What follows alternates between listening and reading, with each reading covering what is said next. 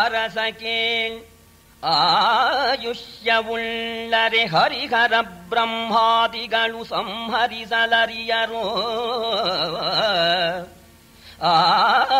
ಆಯುಷ್ಯವುಳ್ಳರೆ ಹರಿಹರ ಬ್ರಹ್ಮಾದಿಗಳು ಸಂಹರಿಸಲರಿಯರು. ಬರಿದೆ ದೈನ್ಯಂಬಡುವುದೀ ಲೋಕ. ಭರತವಂಶದ ಬಾಹಿರರು ನಿಮ್ಮರಸುಗಳು. ಭರತವಂಶದ ಬಾಹಿರರು ನಿಮ್ಮರಸುಗಳು. ಭೀಮಂಗೆ ಮಾಡಿದ ಹುರಿಯನು ಆ ಹುರಿ ಹರಿದ ಪರಿಯನು ಮತ್ತೆ ಕೇಳೆಂದ. ನಾಕಾದೆ ಮ್ರಿಯತೆ ಜಂತುಘು ವಿದ್ಧ ಶರಶತೈರಪಿ. ಮರಣಕಾಲ ಬರದೇ ಇದ್ರೆ ಅವನಿಗೆ 100 ಗುಂಡನ್ನು ಹೊಡೆದ್ರು ಅವನು ಸಾಯೋದಿಲ್ಲ ಅಂತ. ಆಯುಷ್ಯ ಇದ್ದವನ್ನ ಕೊಲ್ಲೋದಕ್ಕೆ ಹರಿ ಹರ ಬ್ರಹ್ಮರಿಂದಲೂ ಸಾಧ್ಯವಿಲ್ಲ ಅಂತಂದ್ಮೇಲೆ ಭೀಮನಿಗೆ ಆಯುಷ್ಯ ಇದೆ, ಅವನ್ ಕೊಲ್ಲೋದಕ್ಕೆ ದುರ್ಯೋಧನನಿಂದ ಸಾಧ್ಯವೇ? ಆದರೂ ಕೂಡ ನಿಮ್ಮವರು, ನಿಮ್ಮ ಆ ಕುಲದವರು ಅಯೋಗ್ಯರು.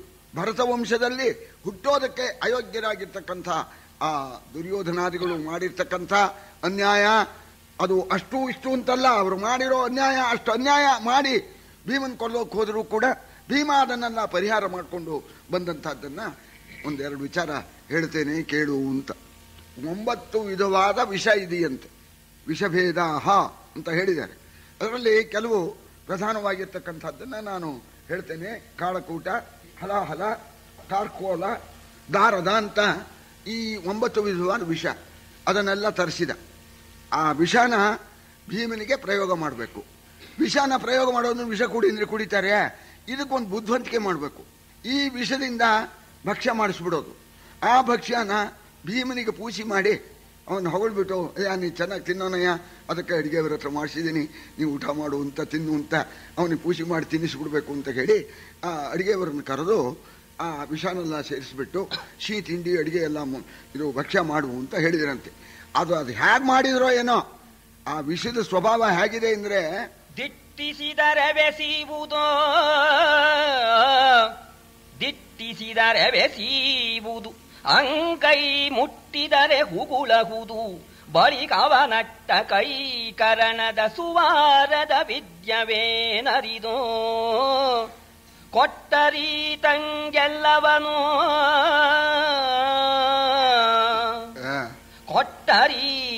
ಕೊಟ್ಟರೀತಂಗೆಲ್ಲವನು ಜಗಜಟ್ಟಿ ಹಾಯಿಕಿಕೊಂಡು ನುಣ್ಣನೆ ಚಿಟ್ಟು ಮುರಿಯಾಟದಲ್ಲಿ ಸರೆದನು ಮತ್ತೆ ಕೌರವರ.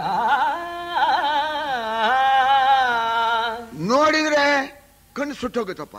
ಅದೇನಾರು ಕೈ ಮೇಲೆ ಆ ವಿಷ ಬಿದ್ದುಬಿಟ್ರೆ, ಅಂಗೈಗೆ ಬಿದ್ದರೆ ಸೂತಾಗ್ಬಿಡುತ್ತೆ, ಹುಗುಳಹುದು. ಆ ವಿಷಾನ ಸೇರಿಸಿ ಆ ಅಡಿಗೆಯವರು ಮಾಡಿದ್ರು ಅಂತಂದ್ಮೇಲೆ ಆ ಅಡಿಗೆ ವಿದ್ಯೆ ಅವರಿಗೆ ಬೇಕಾದ ಶಿಫಾರಸು ಹೇಳಬೇಕು.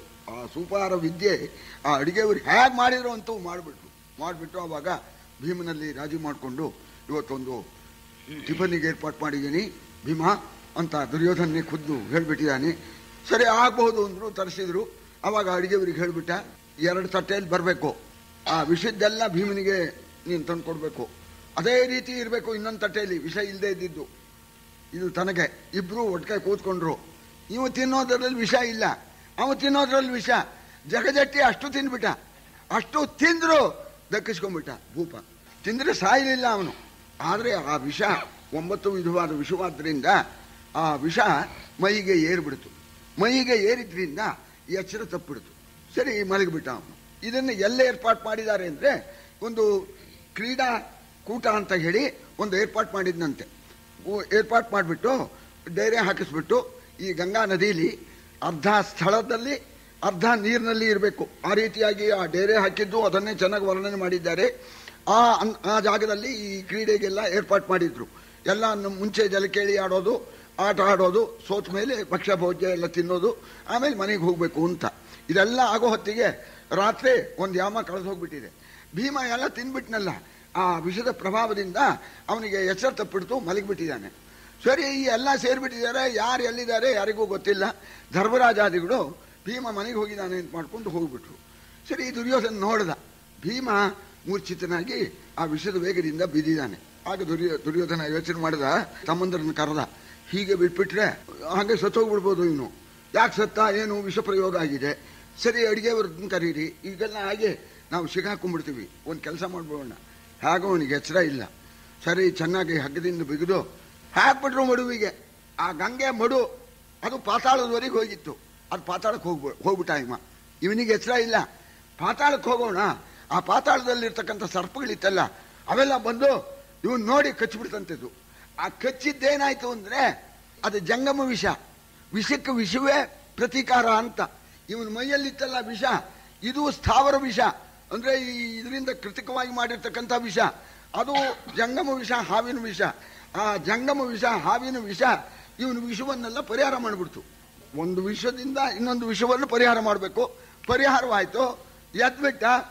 ಸರಿ ಅಲ್ಲಿರ್ತಕ್ಕಂಥ ಆ ಸರ್ಪಗಳನ್ನೆಲ್ಲ ಬಡಿಯೋಕೆ ಹೋಗ್ಬಿಟ್ಟ ಇವನು. ಆ ಸರ್ಪ ಕಚ್ಚಿತ್ತಲ್ಲ, ಸರ್ಪ ಕಚ್ಚಿದ್ದು ಇವನಿಗೆ ಉಪಕಾರ, ಪಾಪ ಇವನಿಗೆ ಗೊತ್ತಿಲ್ಲ, ಬಡಿಯೋಕೆ ಹೋಗ್ಬಿಟ್ಟ. ಇವನಿಂದ ಬಡಿಸ್ಕೊಂಡಿರ್ತಕ್ಕಂಥ ಸರ್ಪಗಳು ಹೋಗಿ ಸರ್ಪರಾಜನಾಗಿರ್ತಕ್ಕಂಥ ಆ ವಾಸುಕಿಗೆ ಹೋಗಿ ಹೇಳಿದರು, ಯಾವನೋ ಒಬ್ಬನು ಭೂಲೋಕದಿಂದ ಬಂದಿದ್ದಾನೆ, ನಮ್ಮನ್ನೆಲ್ಲ ಬಡದಾಕ್ಬಿಟ್ಟ, ನಾವೆಲ್ಲ ಸತ್ತೋಗ್ತಾ ಇದ್ದೇವೆ ಅಂತಂದಾಗ ಆಶ್ಚರ್ಯ ಆಯಿತು ವಾಸುಕಿಗೆ. ಯಾರಿರಬಹುದು ನೋಡೋಣ ಅಂತ ಹೇಳಿ ಅವನು ಅವಾಗ ಬಂದ. ಅವನ ಜೊತೆಯಲ್ಲಿ ಅವನ ಮಂತ್ರಿವರ್ಗಕ್ಕೆ ಸೇರಿರ್ತಕ್ಕಂಥ ಆರ್ಯಕ ಅಂತ ಅವನ ಹೆಸರು, ಒಬ್ಬ ನಾಗರಾಜ, ಅವನು ಜೊತೆಯಲ್ಲಿ ಬಂದ. ಬಂದು ನೋಡಿದ್ರು. ಆ ಆರ್ಯಕ ಮಾತಾಡಿಸಿದ, ಯಾರೋ ನೀನು ಅಂತ. ನಾನು ಭೀಮ, ಕುಂತಿ ಮಗ. ಕುಂತಿ ಮಗ? ಕುಂತಿ ಭೋಜ ಏನಾಗಬೇಕು? ನಮ್ಮಜ್ಜ ಕುಂತಿ ಭೋಜನ ಮಗಳೇ ನಮ್ಮ ತಾಯಿ ಕುಂತಿ ಅಂತಂದ ಇವನು. ಆಗ ಆರ್ಯಕ, ಓಹೋ, ಅವನಿಗೆ ಸಂಬಂಧ ಗೊತ್ತಾ ಹೋಗ್ಬಿಡ್ತು. ಆರ್ಯಕನ ದೌಹಿತ್ರ ಕುಂತಿ ಭೋಜ, ಆರ್ಯಕನ ಮಗಳ ಮಗನಂತೆ. ದೌಹಿತ್ರ ನಮ್ಮ ಮೊಮ್ಮಗನ ಮೊಮ್ಮಗ ಬಂದ್ಬಿಟ್ಟಿದ್ದಾನೆ ಮಹಾಸ್ವಾಮಿ ಅಂತಂದಾಗ, ಹಾಗಾದ್ರೆ ನೀನು ನಮ್ಮ ಅಧಿಕಾರದಲ್ಲಿ ಇರೋನು, ಅವನಿಗೆ ಏನ್ ಬೇಕಾದರೂ ವಜ್ರವೋ ವೈಡೂರಿವೋ ಹಾರವೋ ಏನಾದ್ರು ಕೊಟ್ಬಿಡೋಣ, ಅವನು ಹಾಗೆ ಕಳಿಸೋದು ಬೇಡ ಅಂತ ಆ ವಾಸುಕಿ ಹೇಳೋಣ. ಆಗ ಇವನು ಆರ್ಯಕ ಅಂದ, ಅದಕ್ಕಿಂತ ಮುಖ್ಯವಾಗಿ ನಾನು ಒಂದು ಪ್ರಾರ್ಥನೆ ಮಾಡ್ತೇನೆ. ನಮ್ಮಲ್ಲಿ ಅಮೃತದ ಕುಡಿಕೆ ಇದೆ, ಆ ಕುಡಿಕೆಯಲ್ಲಿ ಅಮೃತ ಇರುತ್ತೆ. ಆ ಒಂದು ಕುಡಿಕೆ ಕುಡಿದ್ರೆ 1,000 ಆನೆ ಬಲ ಬರುತ್ತೆ ಅಂತ ಹೇಳಿ ಹೇಳ್ತಾರೆ. ನಮ್ಮ ಹುಡುಗ ಒಂದೆರಡು ಕುಡಿಕೆ ಕುಡಿದ್ರು ಕುಡಿಬಹುದು, ಅವನು ಅದಕ್ಕೆ ಅಪ್ಪಣೆ ಆಗಲಿ ಇಂದ. ಎಷ್ಟು ಸಾಧ್ಯವೋ ಅಷ್ಟು ಕುಡಿಯಲಿಪ್ಪ, 1 2 ಎಷ್ಟಾಗಲೋ ಅಷ್ಟು ಕುಡಿಯಲಿ ಇಂದಾಗ 10 ಕುಡಿಕೆ ಅಮೃತ ಕುಡಿದು ಬಿಟ್ಟ. 10 ಕುಡಿಕೆ ಅಮೃತ ಕುಡಿದ 10,000 ಆನೆ ಬಲ ಬಂತು. ಆಗ 7 ದಿವಸ ಆಗಿತ್ತಂತೆ. 7 ದಿವಸ ಆದ್ಮೇಲೆ ಆ ಆರ್ಯಕ ಇವನಿಗೆ ಪಾತಾಳ ಲೋಕದ ಶ್ರೇಷ್ಠ ವಸ್ತುಗಳನ್ನೆಲ್ಲ ಕೊಟ್ಟು, ಹೋಗಿ ಬಾರಪ್ಪ, ನಿಮ್ಮ ಅಮ್ಮನಿಗೂ ಹೇಳು, ಹೀಗೆ ಬಂಧುಗಳಿದ್ದಾರೆ ಅಂತ ಹೇಳು ಅಂತ ಹೇಳಿ ಕಳಿಸ್ಕೊಟ್ಟ. ಇಲ್ಲೇನಾಗಿದೆ ಅಂದ್ರೆ ಭೀಮ ಇಲ್ಲ, ಗಾಬರಿ ಆಗ್ಬಿಡ್ತು. ಕುಂತಿದೇವಿ ವಿದುರನ್ನ ಕರೆಸ್ಬಿಟ್ಟು ಈಗ ಆಗಿದೆಯಲ್ಲ ಅಂದಾಗ ವಿದುರ ಒಂದೇ ಮಾತಂದ, ಅಮ್ಮ ನಿನ್ನ ಮಕ್ಕಳಿಗೆ ಪೂರ್ಣ ಆಯುಷ್ಯ ಇದೆ, ನಿಮ್ಮ ಮಕ್ಕಳು ಧರ್ಮಿಷ್ಠರು, ಧರ್ಮಕ್ಕೆ ಎಂದು ಚ್ಯುತಿ ಇಲ್ಲ. ವೇದವ್ಯಾಸರು ಅದೇ ಮಾತನ್ನೇ ಹೇಳಿದ್ದಾರೆ. ಭೀಮ ಬರ್ತಾನೆ, ಎಲ್ಲಿ ಹೋಗಿದ್ರು ಬರ್ತಾನೆ, ಭೀಮ ಹೋಗೋಲ್ಲ, ಸಾಯೋಲ್ಲ, ನಿನ್ನ ಮಕ್ಕಳು ಸಾಯೋಲ್ಲ. ಈಗ ನೀವೇನಾದರೂ ಅನುಮಾನ ಮಾಡೋಕೆ ಹೋದ್ರೆ ಆ ದುರ್ಯೋಧನ ನಿಮಗೂ ತೊಂದರೆ ಮಾಡಿಬಿಡ್ಬೋದು, ಸುಮ್ಮಗಿದ್ದು ಬಿಡಿ, ಖಂಡಿತ ಬರ್ತಾನೆ ಅಂತ ವಿದುರ ಧರ್ಮಿಷ್ಠರಾದ್ದರಿಂದಲೂ ವ್ಯಾಸರು ಹೇಳಿದ್ರಿಂದಲೂ ಭೀಮ ಬರ್ತಾನೆ ಅಂತ ಸಮಾಧಾನ ಮಾಡಿದ್ದಾನೆ. ಇವರು ಭೀಮ ಬರಲಿಲ್ಲಲ್ಲ ಅಂತ ನಿರೀಕ್ಷಿಸ್ತಾ ಇದ್ದಾರೆ. ಬಂದ, 7 ದಿವಸ ಕಳ್ಕೊಂಡು ಆ ಪಾತಾಳ ಲೋಕದಿಂದ ಬಂದ, ತಾಯಿಯನ್ನು ನೋಡ್ದ, ತಾಯಿಗೆ ನಮಸ್ಕಾರ ಮಾಡ್ದ. ಸರಿ, ಇವರೆಲ್ಲರಿಗೂ ಸಮಾಧಾನವಾಯಿತು. ಆಮೇಲೆ ಸರಿ ದುರ್ಯೋಧನ ಮತ್ತೆ ಆಟಕ್ಕೆ ಕರೆಯೋಕೆ ಬರ್ಬೇಕಲ್ಲ, ಬಂದ.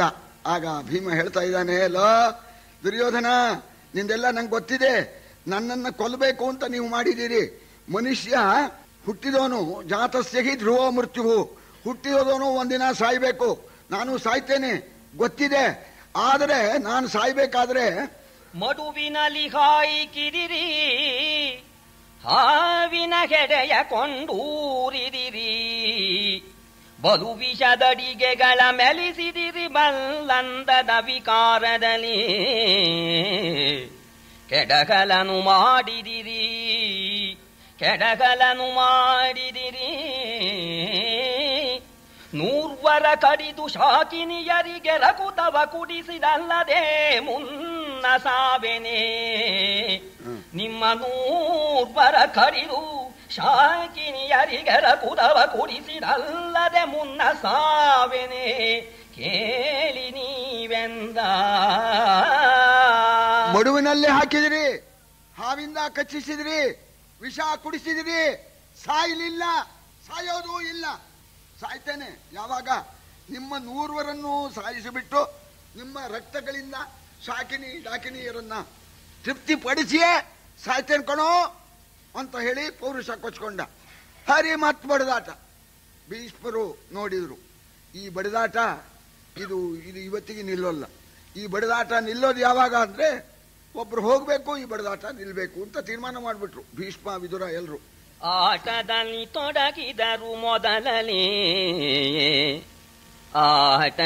ತೊಡಗಿದರು ಮೊದಲಲಿ ತೋಟಿಯನು ಸಾಕೀತಗಳ ಕಾಲಾಟವನು ನಿಲ್ಲಿಸುವೆನು ಶಸ್ತ್ರಾಸ್ತ್ರ ಪ್ರಸಂಗದಲ್ಲಿ. ಆಟವಿ ಕರಿಬದಿರಲಿ ಬಲಿದೊಳ ತೋಟಿ ಬರಿದೆ ಬಿಡದು. ಆಟವಿ ಕರಿಬದಿರಲಿ ಬಲಿದೊಳ ತೋಟಿ ಬರಿದೆ ಬಿಡದು. ಮೃತ್ಯುವಿನೂಟ ಮುಂದಿಹುದೆಂದು ಕರೆಗುಂದಿದನು ಭೀಷ್ಮ. ಆಟದಲ್ಲಿ ತೊಡಗಿದ್ದಾರೆ, ಬಡಿದಾಡ್ತಾ ಇದ್ದಾರೆ. ಈ ಬಡಿದಾಟ ಇವತ್ತಿಗೆ ನಿಲ್ಲೋದಿಲ್ಲ, ಮುಂದೆ ಅನಾಹುತ ಆಗತ್ತೆ. ಇವರ ಈ ಧೂರ್ತತನ ಕಮ್ಮಿ ಆಗ್ಬೇಕಾದ್ರೆ, ಒಳ್ಳೆ ಬುದ್ಧಿ ಬರ್ಬೇಕಾದ್ರೆ ಇವರನ್ನ ವಿದ್ಯಾಭ್ಯಾಸಕ್ಕೆ ನಾವು ಹಾಕಬೇಕು. ಇವರ ಮನಸ್ಸು ವಿದ್ಯಾಭ್ಯಾಸದ ಕಡೆ ಹೋದ್ರೆ ಆಗ ಈ ಧೂರ್ತತನ, ಈ ತುಂಟತನ ಎಲ್ಲ ನಿಲ್ಲುತ್ತೆ ಅಂತ ಭೀಷ್ಮರು ಯೋಚನೆ ಮಾಡಿ ಈ ಮಕ್ಕಳಿಗೆ 100 ಜನಕ್ಕೂ ಕೂಡ ಒಳ್ಳೆ ವಿದ್ಯೆ ಕಲಿಸ್ಬೇಕು, ಯಾರ ಹತ್ರ ಕಲಿಸೋಣ ಅಂತ ಯೋಚನೆ ಮಾಡ್ತಾ ಇದ್ದಾರೆ. ಆ ಸಂದರ್ಭದಲ್ಲಿ ಏನಾಗಿದೆ ಅಂದ್ರೆ ಗೌತಮ ಋಷಿಗಳಿಗೆ ಒಬ್ಬ ಮಗ, ಅವನ ಹೆಸರು ಶರದ್ವಾನ್ ಅಂತ. ಶರದ್ವಾನ್ ಅಂದ್ರೆ ಆ ಮಗ ಹುಟ್ಟೋ ಕಾಲದಲ್ಲೇನೆ ಬಾಣ ಬಿಲ್ಲು ಸಮೇತ ಹುಟ್ಟುಬಿಟ್ಟ. ಆದ್ರಿಂದ ಗೌತಮರು ಅವನಿಗೆ ಶರದ್ವಾನ್ ಅಂತ ಹೆಸರಿಟ್ರು. ಆ ಶರದ್ವಾನು ಬೆಳೆದ, ಅಪ್ಪನಿಂದ ವಿದ್ಯೆ ಕಲ್ತ, ಬಿಲ್ ವಿದ್ಯೆನೂ ಕಲ್ತ. ಅಪ್ಪ ನಾ ತಪಸ್ ಮಾಡ್ತೇನೆ, ಬೇರೆ ಆಶ್ರಮ ಮಾಡ್ಕೊಂಡಿರ್ತೇನೆ ಇಂದ ಅಪ್ಪನಿಗೆ ನಮಸ್ಕಾರ ಮಾಡಿ ಹೋದ. ಒಂದು ಆಶ್ರಮ ಕಟ್ಕೊಂಡ, ಅಲ್ಲಿ ತಪಸ್ ಮಾಡೋಕೆ ಪ್ರಾರಂಭ. ಏನ್ ತಪಸ್ ಮಾಡ್ತಾ ಇದ್ದಾನೆ? ಬ್ರಹ್ಮಚಾರಿ ಆಗಿದ್ದಾನೆ, ತಪಸ್ ಮಾಡ್ತಾ ಇದ್ದಾನೆ. ತಪಸ್ಸು ಬಾಣ ಹೊಡೆಯೋದು, ಇದು ಎರಡೇ ಅವನಿಗೆ, ಇನ್ಯಾವುದೂ ಇಲ್ಲ. ದೇವೇಂದ್ರ ಅದನ್ನು ನೋಡ್ದ. ಸರಿ, ನೋಡ್ಬಿಟ್ಟು ಓಹೋ ಒಂದೇ ಸಾಕು ನಮ್ಮ ಸ್ಥಾನ ಪಡೆಯೋದಕ್ಕೆ. ತಪಸ್ಸು ಬೇರೆ ಮಾಡ್ತಾ ಇದ್ದಾನೆ, ಬಿಲ್ಲು ಬಾಣ ಬೇರೆ, ಅದರದ್ದು ಬೇರೆ ವಿದ್ಯೆಯನ್ನು ಕೂಡ, ಧನುರ್ವಿದ್ಯೆಯನ್ನು ಕೂಡ ಸರಿಯಾಗಿ ಕಲ್ತಿದ್ದಾನೆ. ಇವನಿಂದ ಅಪಾಯ ಆಗತ್ತೆ. ಇವನ ತಪಸ್ಸಿಗೆ ವಿಘ್ನ ಮಾಡಿ ನಮ್ಮ ಎಚ್ಚರಿಕೆ ನಾವು ಇಟ್ಕೋಬೇಕು. ಇವನ್ ತಪಸ್ಸಿಗೆ ವಿಘ್ನ ಮಾಡಬೇಕು, ಆವಾಗ ಇವನ್ ಪವರ್ ಕಮ್ಮಿ ಆಗತ್ತೆ ಅಂತ ಹೇಳಿ ಜಾನಪದಿ ಅಂತ ಒಬ್ಳು ಅಪ್ಸರಸ್ತ್ರೀ, ಬಹಳ ಸುಂದರಿ. ಅವಳನ್ನ ಈ ಅಲ್ಲಿದ್ದಾನೆ ಆಶ್ರಮ ಮಾಡಿಕೊಂಡು ಶರದ್ವಾನ್. ಸರಿ, ಅವನಿಗೆ ನೀನು ತಪಸ್ಸಿಗೆ ವಿಘ್ನ ಮಾಡುವಂತ ಹೇಳೋಣ. ಅವಳು ಮಧುರವಾಗಿ ಗಾನ ಮಾಡ್ಕೊಂಡು ಬಂದು ಹಾವ ವಿಲಾಸಗಳಿಂದ ಇವನ್ ಮರಳು ಮಾಡೋಕೆ ಹೋದ್ಲು. ಪಾಪ ಯಾವತ್ತೂ ಹೆಂಗಸರನ್ನೇ ನೋಡಿಲ್ಲ. ಆ ನೋಡಿದ ಮಾತ್ರಕ್ಕೇನೆ ನಾ ಇದ್ರೆ ಇಲ್ಲಿ ಕೆಡ್ತೇನೆ ಇಂದ ಬಿಲ್ಲು ಬಾಣ ಅಲ್ಲೇ ಬಿಟ್ಟ, ಓಡೇ ಹೋಗ್ಬಿಟ್ಟ. ಇವಳು ಇದ್ರೆ ಅನಾಹುತವಾಗತ್ತೆ ಅಂತ. ಅದುವರೆಗೆ ಊರ್ಧ್ವರೇತಸ್ಕನಾದವನು ಈ ಜಾನಪದಿಯನ್ನು ನೋಡಿದಾಗ ಇಳಿಗಡೆಗೆ ಬಂದು ತಳ್ತಳ್ಕಾಯಿ ಬಿಡ್ತದು, ಕೆಳಮುಖವಾಗಿ ಬಿಡ್ತು ಅವನ ತೇಜಸ್ಸು. ಅವನಿಗೆ ಅದು ಗೊತ್ತಿಲ್ಲ, ತೇಜಸ್ ಅಲ್ಲೇ ಬಿದ್ದೋಗಿದೆ, ಗೊತ್ತಿಲ್ಲ. ಕೇಳ್ದೆ ಓಡೋಗ್ಬಿಟ್ಟ. ಹೋಗಿ ದೂರ ದೇಶಕ್ಕೆ ಹೋಗ್ಬಿಟ್ಟು ಅಲ್ಲಿ ಆಶ್ರಮ ಮಾಡ್ಕೊಂಡು ಅಲ್ಲಿ ತಪಸ್ಸು ಮಾಡ್ತಾ ಬಿಲ್ ವಿದ್ಯೆ ಬಾಣ ಹೊಡಿತಾ ಅಲ್ಲಿ ಕೂತ್ಕೊಂಡ್ಬಿಟ್ಟ. ಅವನ ತೇಜಸ್ಸು ಅಮೋಘವಾದ್ರಿಂದ ಈ ಜೊಂಡು ಹುಲ್ಲಿದೆಯಲ್ಲ, ಶರ ಅಂತಾರ ಅದಕ್ಕೆ, ಅಲ್ಲಿ ಬಿದ್ದೋಗಿದೆ ಆ ತೇಜಸ್ಸು. ಮುಂಚೆ ಒಂದಾಗಿ ಬಿತ್ತು, ಅದು ಎರಡಾಗಿ ಒಡೆಯಿತು. ಎರಡಾಗಿ ಅಮೋಘವಾದ ತೇಜಸ್ಸಾದ್ರಿಂದ ಅವನ ತೇಜಸ್ಸಿಂದ ಒಂದು ಹೆಣ್ಣು ಒಂದು ಗಂಡು ಉತ್ಪನ್ನವಾಗಿಬಿಡ್ತು. ಸರಿ, ಇವಳು ಜಾನಪದಿ, ಇವಳು ಯಾಕೋ ಓಡೋದ್ರು ಋಷಿಗಳು ಅಂದ್ರು, ಇವಳು ಹೊರಟೋಗ್ಬಿಟ್ಲು. ಆ ಮಕ್ಕಳನ್ನ ಯಾರು ಕೇಳಬೇಕು? ಆ ಹುಟ್ಟಿರ್ತಕ್ಕಂಥ 2 ಮಗುನೂ ಅಳ್ತಾ ಇದೆ.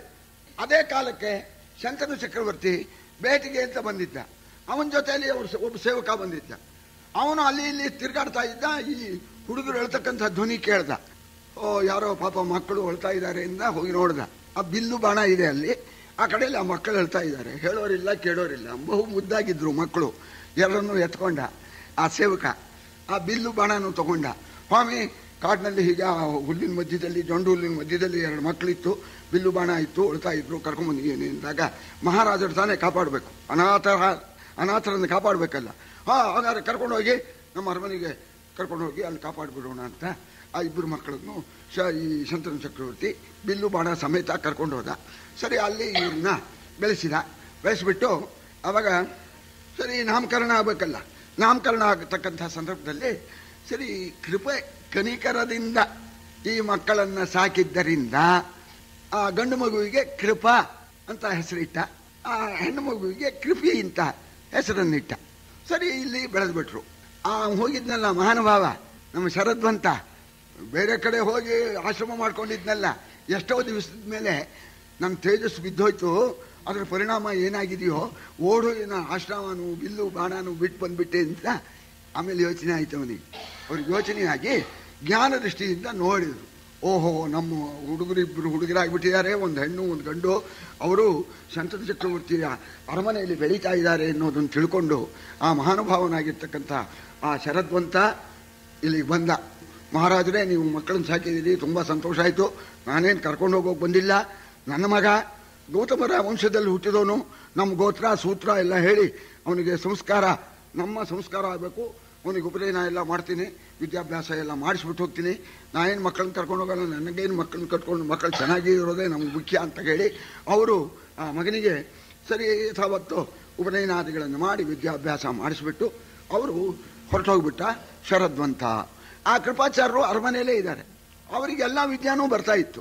ವಿದ್ಯೆ ಇರೋದು 14 ವಿದ್ಯೆನೂ ಅವ್ರಿಗೆ ಬರೋದು, ಅವರಪ್ಪ ಕಲಿಸಿದ್ದು. ಜೊತೆಯಲ್ಲಿ ಬಿಲ್ವಿದ್ಯೆನೂ ಬರೋದು. ಆಗ ಭೀಷ್ಮರು ನಮ್ಮ ಹುಡುಗರನ್ನ ತಯಾರು ಮಾಡೋದಕ್ಕೆ ಇವರೇ ಸರಿ ಅಂತ ಹೇಳಿಬಿಟ್ಟು ಆ ಕೃಪಾಚಾರ್ಯನ ದೆಸೆಯಿಂದ ಈ ಕುಮಾರರು ನಿಖಿಲ ತರ್ಕಂ ವ್ಯಾಕರಣ ಮೊದಲನೇ ಚತುರ್ದಶ ವಿದ್ಯೆಗಳನ್ನರಿದು ಲೋಕವೈದಿಕ ಮುಖ್ಯ ಸಕಲ ಕಲಾ ಕುಶಲರಾದರು. ಲೋಕವೈದಿಕ ಮುಖ್ಯ ಸಕಲ ಕಲಾ ಕುಶಲರಾದರು. ಧನು ಪ್ರವಿವೇಕ ನಿಪುಣರನು ಅರಸುತ್ತಿದ್ದನು ಮತ್ತೆ ಗಾಂಗೆಯ. ಕೃಪಾಚಾರ್ಯರಿಂದ 14 ವಿದ್ಯೆಯನ್ನು ಕೂಡ ಈ ಹುಡುಗರಿಗೆ ಕಲಿಸಿದ್ರು ಅಂತ, ಪ್ರವೀಣರಾದರು ಅಂತ. 4 ವೇದ, 6 ವೇದಾಂಗ, ನ್ಯಾಯಶಾಸ್ತ್ರ, ಪುರಾಣ, ಮೀಮಾಂಸಾಶಾಸ್ತ್ರ, ಧರ್ಮಶಾಸ್ತ್ರ ಅಂತ ಈ 14ರಲ್ಲೂ ನಿಪುಣರಾಗಿಬಿಟ್ರು ಅಂತ. ಈ ವೇದಾಂಗಗಳು 6: ಶಿಕ್ಷಾ, ವ್ಯಾಕರಣ, ಛಂದಸ್ಸು, ನಿರುಕ್ತ, ಜ್ಯೋತಿಷಂ, ಕಲ್ಪ ಅಂತ ಹೇಳಿ ಹೇಳ್ತಾರೆ.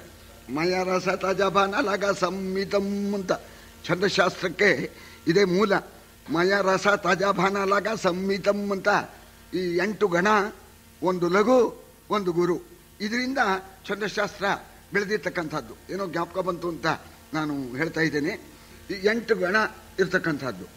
ಒಂದು ಗಣಕ್ಕೆ 3 ಸ್ವರ ಇರಬೇಕು, ಅಂದರೆ 3 ಅಕ್ಷರ, ಅಂದರೆ ಸ್ವರ ಸೇರಿರ್ತಕ್ಕಂಥ ಅಕ್ಷರ ಇರಬೇಕು. 3 ಗುರುವಾಗಿದ್ರೆ ಮಗಣ ಅಂತ ಈ ಮಗಣದಿಂದ ಪ್ರಾರಂಭ ಮಾಡ್ತಾರೆ.